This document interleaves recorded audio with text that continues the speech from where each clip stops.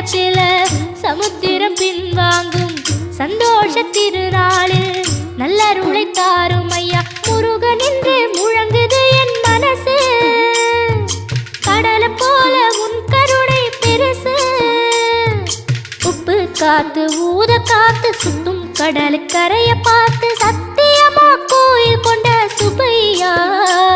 எங்க குப்பத்துக்கு குலவிளக்கு நீ ஐயா